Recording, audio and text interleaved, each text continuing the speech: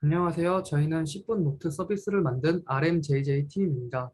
서비스 기획 의도를 시작으로 서비스의 소개와 해당 기능 시연을 먼저 보여드리겠습니다. 핸드폰의 사진첩이나 클라우드의 사진 폴더를 보면 지나온 일상을 떠올릴 수 있습니다. 짧은 하루의 해고나 남기고 싶은 생각을 글로 남긴다면 지나온 시간을 돌아볼 수 있을 뿐 아니라 앞으로의 시간을 준비할 수 있게 해줄 것이라고 생각했습니다. 모두가 꾸준하게 글쓰기 습관을 가져야 된다는 생각은 하지만 그동안 실천하기 어려웠던 이유를 생각해 봤습니다. 매일 완성된 글을 써야 한다는 부담이 문제가 되는 것 같다는 얘기를 나눴습니다. 10분 노트는 우리에게 주어진 하루 1440분 중 10분의 시간만 내어 가볍고 꾸준한 글쓰기 습관을 응원하기 위해 시작한 서비스입니다. 10분 노트라는 서비스는 꾸준한 글쓰기 습관을 응원하기 위해 만들어졌습니다. 크게 습관을 독려하는 기능과 사용자의 편의를 위한 기능이 있는데요. 습관 기르기를 위한 기능으로 10분 타이머로 자동 저장과 오늘의 키워드로 글감 제공, 작성 글의 개수로 2주의 랭킹 유저를 선발하고 달력에서 습관 달성일을 알 수 있습니다. 작성글 관련 편의 기능 제공으로는 즐거운 글쓰기를 돕는 화면 디자인을 위해 사용자가 컬러 테마를 선택할 수 있고 카드 플립 애니메이션으로 단조롭지 않은 화면을 보실 수 있습니다. 글에 태그를 추가할 수 있고 태그와 검색어로 관련 글 검색이 가능합니다. 서비스 화면에서 시연한 내용을 보여드리겠습니다. 랜딩 페이지에 접속하면 첫 화면에는 서비스 로고와 서비스를 소개하는 한 줄 설명이 보입니다. 하단의 위아래로 움직이는 화살표를 클릭하면 부드럽게 자동 스크롤 다운이 되고 다음 화면으로 넘어갑니다. 다음 화면으로 넘어오면서 스크롤이 특정 위치를 만나면 위로 올라가기 버튼이 화면에 등장하는 걸 볼 수 있습니다. 해당 버튼을 클릭하면 랜딩 페이지의 최상단으로 다시 올라갈 수 있습니다. 랜딩 페이지에서 스크롤을 더 내리면 서비스의 핵심 기능을 설명하는 카드가 보이고 게시판을 안내하는 박스 요소도 보입니다. 여기서 스크롤이 박스 요소를 만나게 되면 360도 회전하는 스크롤 트리거 애니메이션을 적용했습니다. 그 후에 다음 컨테이너를 만나면 요소의 투명도를 조절하는 애니메이션을 적용했습니다.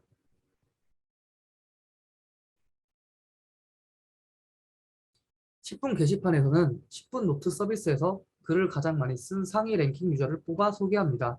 글을 열심히 쓰고 나의 기록이 서비스의 랜딩 페이지에 소개가 되면 뿌듯하고 동기부여가 되겠죠? 10분 노트에서는 기본적으로 비공개 글쓰기를 제공하지만 글을 작성할 때 공개 설정을 하고 글을 작성하면 나의 글이 랜딩 페이지에 소개될 수 있도록 했습니다. 유저들은 서비스로부터 오늘의 키워드라는 공통의 글감을 제공받기 때문에 다른 유저들의 글에 관심과 공감이 될 수 있을 거라 생각했습니다. 최대한 화면에 글의 내용을 많이 보여주기 위해서 글 카드의 기본 크기를 크게 만들어 한 번에 4개씩 보이게 했고 캐럿의 슬라이더 기능을 통해 다음 카드 목록을 보여주도록 했습니다.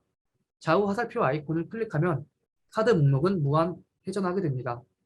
물론 카드 크기를 넘어가는 글을 더보기도 가능합니다. 해당 글 카드를 클릭하기만 하면 됩니다. 랜딩 페이지에 많은 콘텐츠가 들어가 있어서 스크롤이 길어지면 유저가 피로감을 느낄 수 있다고 생각했습니다. 그래서 수기 카드에서 랭킹과 연관 링크를 클릭하면 바로 해당 콘텐츠로 넘어가게 됩니다. 유저는 이 링크 아이콘을 통해 바로 랭킹이나 공개글 화면으로 자동 스크롤 다운을 통해 넘어갈 수 있습니다. 그럼 이제 10분 노트를 쓰러 가볼까요? 노트를 입력하고 출력하는 페이지로 넘어왔습니다. 노트 페이지에는 노트의 입력창과 출력창을 함께 배치해서 10분 타이머가 작동되는 동안 유저가 글을 쓰고 자동으로 저장되는 글을 눈으로 바로 확인할 수 있도록 했습니다. 10분이라는 목표 시간 동안 매일 글쓰기 습관을 쌓아갈 수 있게 도와주는 서비스인 만큼 다양한 모양의 카드글 블록이 쌓여가는 모습으로 보일 수 있도록 그리드를 디자인했습니다. 또한 카드글 블록을 조회하는 동안 입력창의 위치는 고정될 수 있게 만들었습니다. 유저가 10분 노트를 열심히 적어 작성한 글의 개수가 늘어나면 글을 조회하는 로딩 시간이 무척 길어질 겁니다. 유저의 사용성을 위해 글 조회에 무한 스크롤을 적용해 글을 20개 단위로 나누어 받아오도록 했습니다. 메시지가 보이는 화면 우측 하단부에 div 태그를 타겟으로 두고 포지션 히든 속성을 인라인 스타일로 주어서 스크롤을 내리면 화면 우측 하단부에 보이지 않는 타겟을 만날 때마다 메시지를 20개씩 요청합니다. 본격적으로 글쓰기를 시작해 보도록 하겠습니다. 랜딩 페이지에 소개될 수 있도록 공개 버튼을 클릭하겠습니다. 공개 버튼 UI는 사용자에게 헷갈릴 수 있어서 툴팁으로 이해를 돕도록 했습니다. 글의 주제는 10분이라는 태그를 지정하고 글을 작성하기 시작하면 자동으로 입력창 상단에 타이머가 작동하기 시작합니다. 이제 10분이라는 목표 시간 동안 글쓰기를 시작하면 됩니다. 유저가 글쓰기에 집중하는 동안 적절한 타이밍에 타이머의 작동 상황을 안내하는 장치가 필요하다고 생각했습니다. 따라서 타이머가 1분 정도 남았을 때 말풍선을 띄워서 사용자에게 안내합니다. 10분 글쓰기를 응원하고 글의 마무리를 돕는 말풍선 글귀들이 등장했다가 바로 사라집니다. 타이머가 5초 남짓 남았을 때 타이머 말풍선이 한 번 더 등장하고 타이머가 종료되면 글은 자동으로 저장되어 오른쪽 글 블록에 쌓이게 됩니다. 19번째 글쓰기라는 제목을 달고 있는 새로운 글이 보입니다. 타이틀에는 유저가 이 서비스를 통해 몇 번의 글쓰기를 누적해왔는지 보여주고 있습니다. 유저가 타이머를 리셋하고 싶을 때는 리셋 기능을 사용할 수도 있습니다. 리셋 버튼을 누르면 타이머는 10분의 시간으로 리셋되고 글을 다시 작성하기 전까지는 동작하지 않습니다. 타이머가 종료되기 전에 글을 전송하고 싶을 때는 전송 버튼을 눌러 전송하는 것도 가능합니다. 입력창에 보이는 선물 상자를 확인하신 분이 계신가요? 매일 글을 쓰다 보면 소재가 고갈되거나 반복되는 일이 생깁니다. 10분 노트에서는 매일 유저에게 영감을 줄 수 있는 키워드를 제공합니다. 유저는 우연하게 받은 글 소재를 통해 새로운 생각을 이어나갈 수 있습니다. 입력창에 선물 상자를 클릭하면 키워드를 담은 모달창이 등장합니다. 오늘의 키워드 글감은 태그의 기본값으로 담아두었습니다. 방금 제가 작성한 글을 다시 읽어보도록 하겠습니다. 노트 출력창에 카드의 크기에는 제한이 있어서 그 길이를 넘어가는 글을 볼 수는 없지만 카드 블록을 클릭하면 글 전체 보기가 가능합니다. 글 카드에 마우스를 가져다 대면 오른편 상단에 아이콘이 등장하는 게 보입니다. 그 아이콘에 마우스를 올려보겠습니다. 그럼 글 카드가 뒤집어지면서 뒷면이 보이는 애니메이션이 동작합니다. 카드의 뒷면에서는 글을 작성한 일자의 태그가 보이고 글을 수정하거나 삭제할 수 있습니다. 먼저 글을 수정해 보도록 하겠습니다. 11번째 글쓰기에서 아이스박스에 있던 자두를 사과로 바꿔보도록 하겠습니다. 그리고 이 글이 마음에 들어서 랜딩 페이지에 공개될 수 있었으면 좋겠다는 생각이 들어 글의 공개 설정을 바꾸도록 하겠습니다. 글의 내용과 공개, 비공개 여부가 바뀐 것을 확인할 수 있습니다. 12번째 글쓰기에 삭제해달라는 메시지가 있네요. 글을 삭제해 보도록 하겠습니다.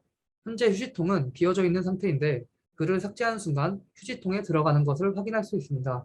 휴지통 목록에서 왼쪽 아이콘을 클릭하면 메시지가 복원이 되고 오른쪽 아이콘을 클릭하면 영구 삭제가 됩니다.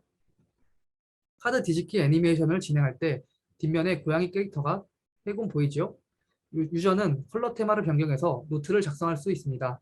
마치 새로운 노트를 사는 느낌을 유저에게 주고 싶었습니다. 입력창에 있는 컬러 팔레트 아이콘을 클릭하면 배경색과 화면 일러스트가 같이 바뀌는 것을 알 수 있습니다. 노트 앱에서 내가 작성한 노트를 좋아하는 단어로 필터링하는 기능은 아주 중요합니다. 유저는 자신이 작성한 글의 주제를 생각하고 태그를 붙여 태그를 통해 관리할 수 있었습니다. 10분 노트에서는 유저가 글을 작성할 때 부여한 태그로 검색하는 것이 가능합니다. 태그의 수가 많아지면 캐러셀 버튼을 통해 넘어갈 수 있고 전체 보기 태그를 클릭하면 처음 전체글 목록으로 돌아오게 됩니다.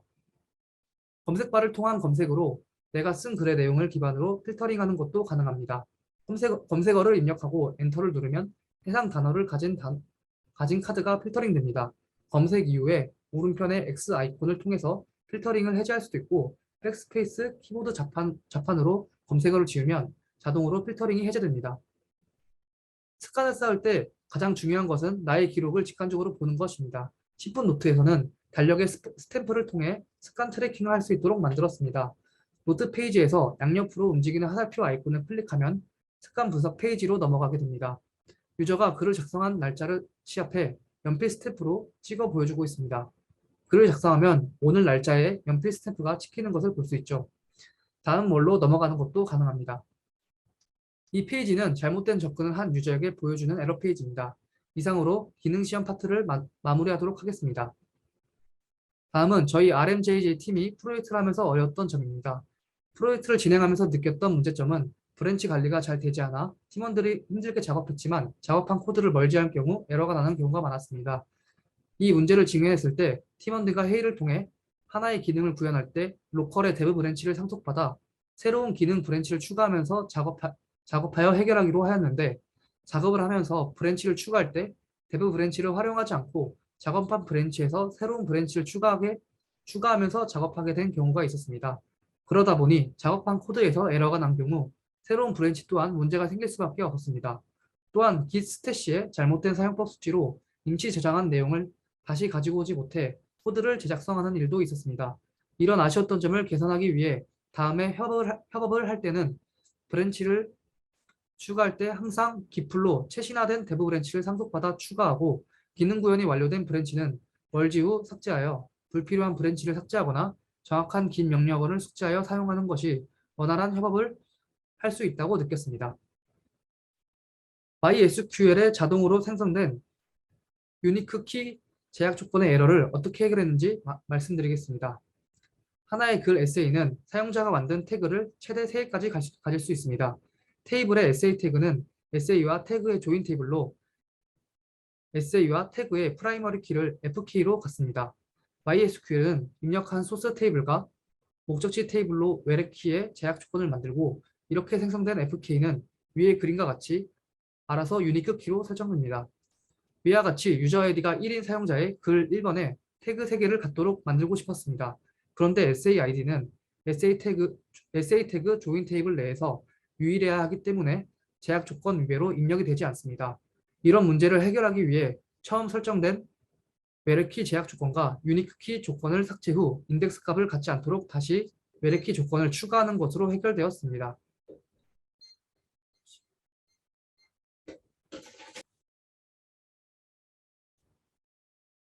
저희 프로젝트를 기여한 팀원을 소개하겠습니다. 가람님께서 백엔드 포지션을 맡으셨고, API와 데이터베이스 설계, 프로젝트의 배포를 맡으셨습니다. 경민님께서는 프론트 포지션을 맡으셨고, 페이지의 UI, UX 디자인과 노트 페이지와 랜딩 페이지, 타이머 기능을 구현하셨습니다. 발표자인 저는 프론트 포지션을 맡았으며, 메시지 조의 무한 스크롤과 로그인, 회원 정보 수정 페이지를 구현했습니다. 마지막으로 프론트 포지션을 맡은 준영님은 회원가입 페이지와 유저가 작성한 메시지를 호버 시 메시지 카드가 뒤집어지는 애니메이션을 구현하였습니다. 다음은 저희가 프로젝트를 진행하면서 예상되는 질문에 대한 답변을 정리해 보았습니다. 우선 제가 무한 스크롤을 구현할 때 다양한 반복 중에서 인터섹션 옵저버 API를 사용한 이유는, 인터섹션 옵저버 API를 사용하지 않고 온스크롤 이벤트를 사용한다면 마우스 스크롤 움직임을 미세하게 감지하여 스크롤 이벤트가 발생할 때마다 함수가 호출됩니다. 이는 메이즈 스레드에 가부하를 줄 수 있고, 유저가 작성한 메시지 개수가 한정되지 않은 상태에서 온스크롤 이벤트를 무한 스크롤로 구현하는 것은 부적절하다고 생각해서 인터섹션 옵저버를 이용하여 무한 스크롤을 구현해 보았습니다. 다음은 노트 페이지 레이아웃 설계 방법과 추가적인 보안 사항에 대해서 경민님께서 답변드리겠습니다. 네, 글쓰기 습관 쌓기라는 서비스 핵심 컨셉에 맞춰서 디자인을 고민하고 레이아웃 설계에 반영했습니다. 입력창과 출력창을 나란히 배치해서 자동 저장되는 글 블록이 출력창에 쌓여 나가는 것을 실시간으로 볼 수 있게 했습니다. 글 블록이 다양한 모양으로 쌓여가는 그리드를 구현하기 위해서 사멸 1행의 그리드를 만들고 각 열에 한 번 더 수직 플렉스를 적용한 뒤에 메시지 글 객체 배열을 조건부 렌더링을 통해서 매핑했습니다. 관련돼서 보완하고 싶은 사항은 프로젝트에서 랜딩 페이지와 노트 페이지 작업을 하면서 서비스 컨셉에 맞게 페이지를 디자인하고 화면에 옮기기 위한 노력을 했는데요. 그 과정에서 제가 작업한 화면이 다른 유저의 화면에서 그대로 재현되지 않는다는 문제점을 발견했습니다. 유저는 정말 다양한 디바이스와 브라우저 시스템 설정에서 프로덕트를 사용한다는 걸 깨닫고 다양한 환경에서 유연하게 변화하는 화면을 설계하는 것이 답이라는 결론을 내렸습니다. 해당 프로젝트에서 정해진 기간 안에 관련 태스크를 완벽하게 처리하지 못한 것이 아쉬워서 프로젝트 리팩토링 단계에서 해당 고민과 반응형 웹을 주제로 공부를 심도 있게 해본 뒤에 프로젝트에 다시 적용하고자 합니다. 네, 다음은 ORL을 사용하지 않고 MySQL의 SQL 문법을 사용하는 이유에 대해 가람님께서 답변드리겠습니다. 네, 제가 그 MySQL을 사용하기로 결정한 이유는 크게 세 가지 때문인데요.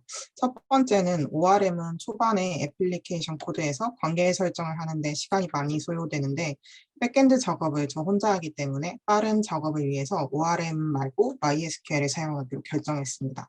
또 두 번째로는 기본적인 조회와 입력 쿼리를 SQL 문법으로 작성을 하면 가독성이나 보기에 간결하기 때문에 선택한 이유도 있고요. 세 번째로는 저희 서비스인 10분 노트가 사용자의 프라이빗한 페이지에서 여러 테이블의 데이터를 한 페이지에서 필요로 하는 부분이 많았는데 이런 부분에 있어서는 ORM보다 MySQL이 적합하다고 생각해서 사용하게 되었습니다. 다만 MySQL을 사용하면서 주의했던 점은 쿼리 인젝션 부분인데 쿼리 인젝션이 일어나지 않도록 플레이스 홀더를 사용을 했고 근데 그럼에도 불구하고 테이블명을 알리아스 같은 걸로 사용했을 경우에는 MySQL에서 플레이스 홀더가 적용이 되지 않아서 추후에 리팩토링을 하면서 시퀄라이즈로 보완을 해보고자 생각하고 있습니다. 마지막으로 메시지 창 뒤집기 애니메이션 구현 시 어려웠던 점과 이를 해결하는 방법에 대해 준영님께서 답변드리겠습니다. 제가 이 기능을 하면서 어려웠던 점이 두 가지 있었습니다. 첫째, 특정 위치에서 마우스를 호버했을 경우 돌아가는 기능을 어떻게 구현할 것인가. 두 번째는 메시지 창 화면 회전하는 기능을 어떻게 구현할 것인가였습니다. 첫 번째 문제를 해결했던 방법은 스테이트를 사용하는 것이었습니다. 앞면과 뒷면이 컴포넌트를 만들고 스테이트를 사용하여 특정 부분에 마우스를 호버하면 스테이트를 바꿀 것인지를 정하고 조건부 렌더링을 걸어 앞면과 뒷면을 CSS를 다르게 주어 해결했습니다. 두 번째 문제를 해결한 방법은 바로 프롭스를 이용하였습니다. 스테이트를 이용한 조건부 렌더링이 발생할 시 프롭스로 정한 CSS가 바뀌도록 설정하였습니다. 이상입니다. 네, 이상으로 FAQ를 마치겠습니다. 저희 10분 노트 서비스 프로젝트 발표를 들어주셔서 감사합니다.